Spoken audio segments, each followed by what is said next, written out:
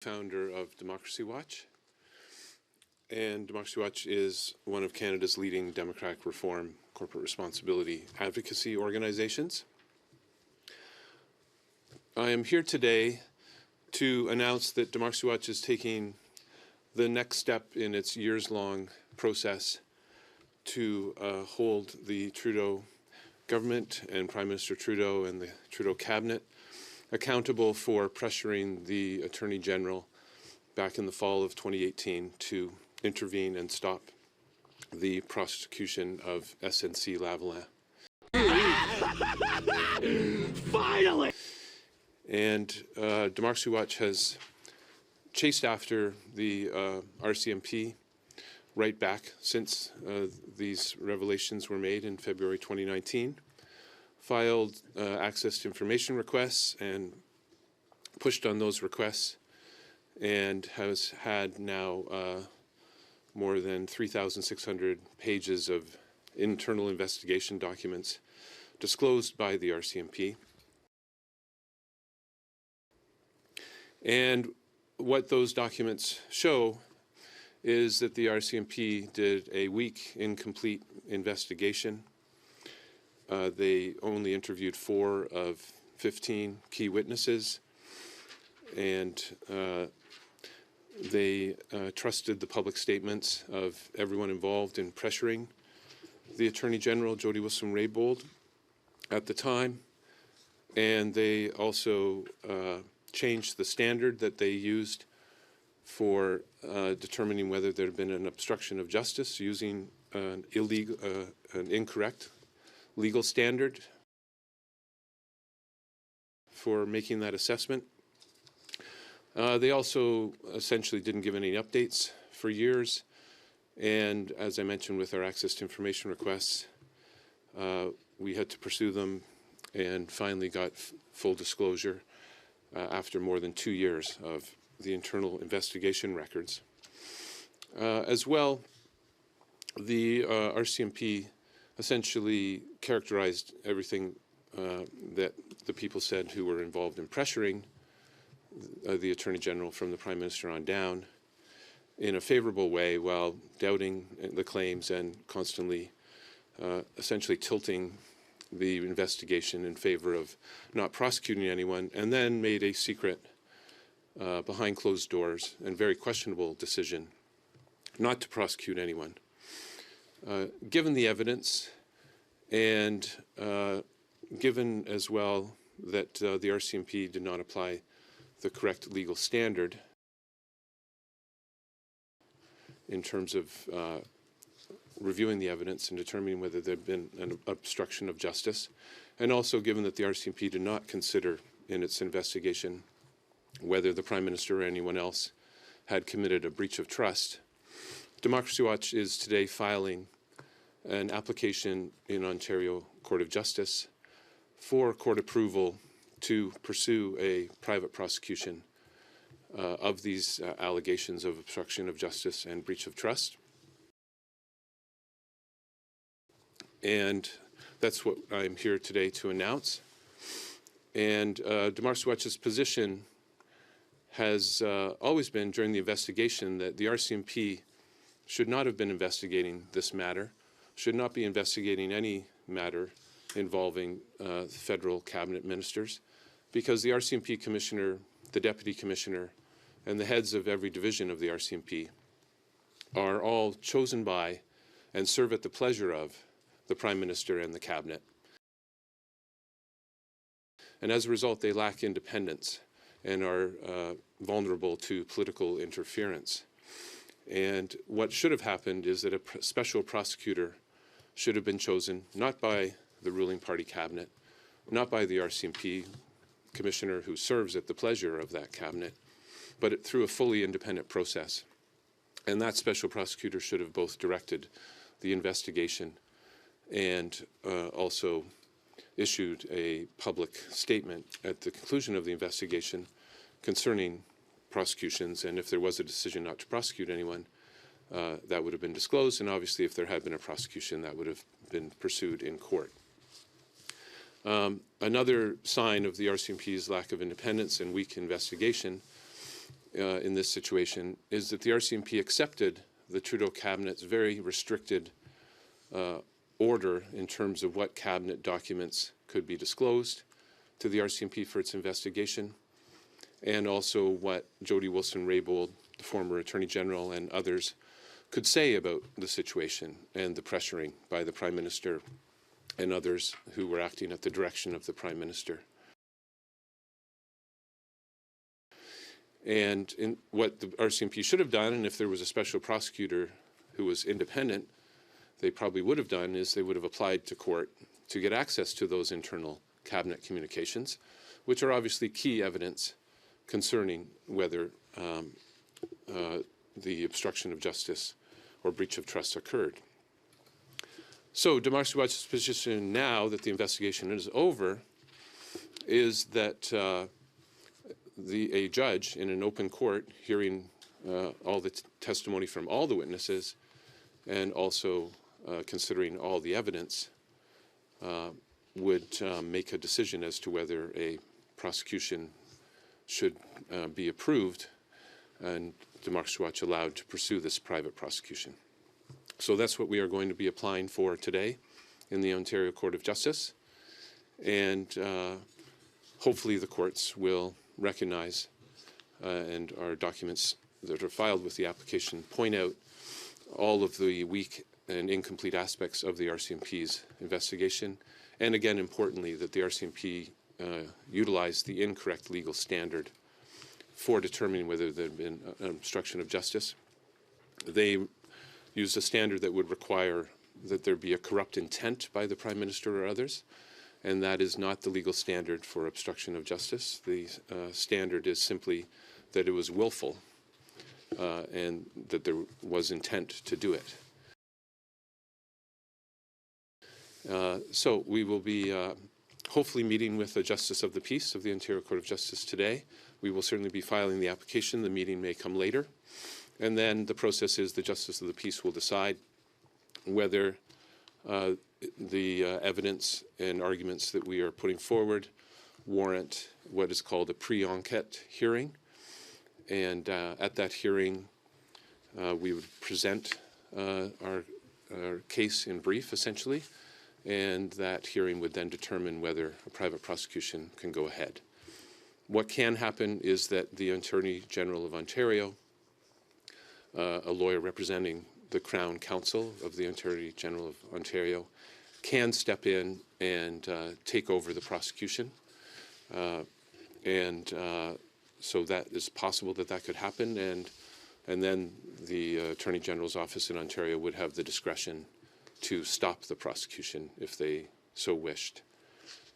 We hope that that process will also be done through a special prosecutor because the Attorney General of Ontario is obviously a politician from a political party, the Progressive Conservatives, and we don't want the rest of the steps of this investigation and accountability process for this situation to be tainted in any way by partisanship in the way that we believe it has been tainted by partisanship to date.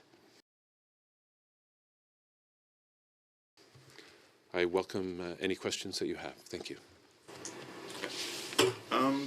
In your investigation of this, was one thing that took so long to get the documents, but were you able to find any reason why this is going on over 6 years ago now? Why this investigation took so long, especially since they didn't interview all that many witnesses? Yes. Well, the chronology in brief is that there were meetings very early on with Jody Wilson-Raybould in May of 2019 and September 2019, and meetings with others, not too much after that, initial meetings. But the other witnesses, for example, Jessica Prince, the former Chief of Staff for Jody Wilson-Raybould, was not actually fully interviewed until October 2020. Neither was Jane Philpott, a minister and friend and confidant of Jody Wilson-Raybould, not interviewed till October 2020. The final interview with Jody Wilson-Raybould took place in February of 2020. The Ethics Commissioner report came out in August 2019, which revealed pretty much everything that had gone on, and as did the House committee hearings. The RCMP is still hiding some evidence in the records we have disclosed. There are statements from Jody Wilson-Raybould, Jessica Prince, and Jane Philpott that have been redacted that when they're answering key questions about what they thought of the situation and whether it crossed the line, which raises serious questions about why the RCMP is hiding those statements. Then what happened was the investigating officer, Sergeant Frederick Penzance, filed his report in March 2021 with the National Command of the RCMP, and then it has not been explained by the RCMP what happened and why they took until January 2023 to make a final decision to not to prosecute anyone. So a year and 9 months went by, and that year and 9 months is a period that has not been explained. RCMP Commissioner Michael Duhem committed to the House of Commons Ethics Committee back in February 2024 to disclose all the internal communications covering that period, and made that commitment in response to a question from an MP. As we disclosed yesterday, the letter that Michael Duhem, RCMP Commissioner, sent to the committee on April 26, 2024 was just over 2 pages and just had a very vague statement about why there had been that delay, and it essentially just said there were other things going on, a change in personnel, and that's why a year and 9 months went by between the final investigation report being filed with National Command in March 2021 and the RCMP National Command final decision in January 2023 to not prosecute anyone. Again, a secret behind closed doors decision that was not disclosed until we finally pushed it out through the Access to Information Act process in June of 2023. Unfortunately, the Ethics Committee gave up and didn't call Michael Duhem back or send him a letter back saying, you committed to giving all the internal communication records, where are they? We probably have a lot of them in the 3,600 pages that Democracy Watch has dug out over the past few years through Access to Information Act requests. But there may be some others hidden, and there is no explanation from the Commissioner. The Commissioner should be asked why he broke his commitment to disclose all of those records to the Ethics Committee when he made that commitment. He made that commitment back in February 27th, 2024. And if this was to go ahead with an independent prosecution, like you would like, and there was convictions, what could be some of the possible penalties, I suppose, if it did go that far? The penalties are significant fines and possible jail terms, both for breach of trust and obstruction of justice.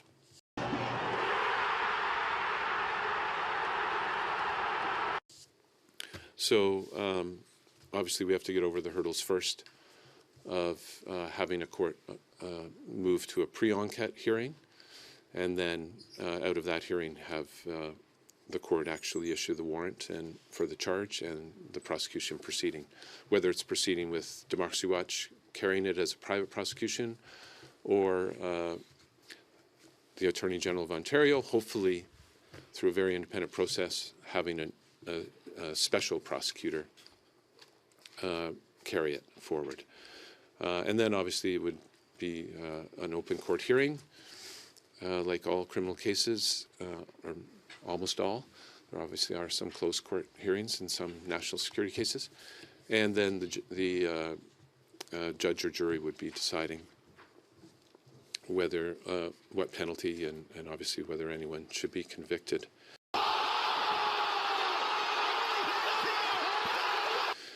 Just to mention one other quick thing about the Special Prosecutor Service. In British Columbia, although the Special Prosecutor is usually chosen by the Attorney General of the province in these kind of cases, at least what happens is that it's not a government lawyer. It's someone chosen from private practice by the Attorney General, and they usually carry these kind of cases when the charge is about someone within the government. It's happened in Ontario as well. And at the federal level, hasn't happened and should have happened in this case. This should have been handled in a much more independent way, rather than having the RCMP commissioner, who again serves at the pleasure of the cabinet and can be fired at any time for any reason, directing this this investigation. Are you are you concerned that because of the passage of time and, as you can see, the perhaps loss of interest even at the committee level to pursue this to the fullest, that I think the Prime Minister's office is probably interested in this going away and delaying, and that they've actually accomplished that goal, and there's been a loss of faith in the system? Yes, concerning the delay, this is the great Canadian way, unfortunately, and it's why Democracy Watch is also calling today for a new, fully independent anti-corruption police force to be established. Several other experts have called for this for years as well, because the RCMP has done such a bad job, has such a bad record in these kind of anti-corruption cases, also including cases involving money laundering, which is often tied into corruption. And it's just well documented how weak and ineffective their investigations and actions are, in part, again, because they lack independence from the Prime Minister. And we need a new national anti-corruption police force that is fully independent, with a team of fully independent prosecutors. Because what we have is, again, concerning the delay, we have a system where the police often delay things. The government delays giving information to the police in these cases.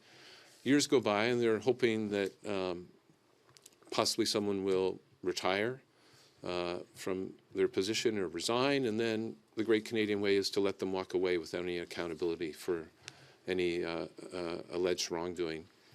And this needs to stop.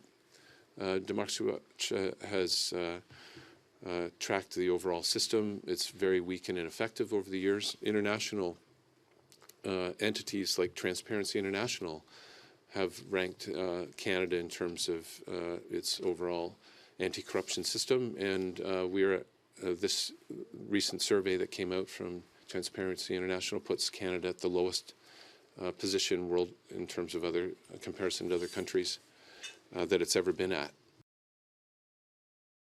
And it's because of these kind of situations where the world and international entities look at our system and say, this system lets people get away with wrongdoing through delay, secrecy, lack of accountability. Now we're into, with this application, the judicial system, the Ontario judicial system, where the justices of the peace are appointed by the provincial governments, have some independence and are not serving at the pleasure of the Prime Minister.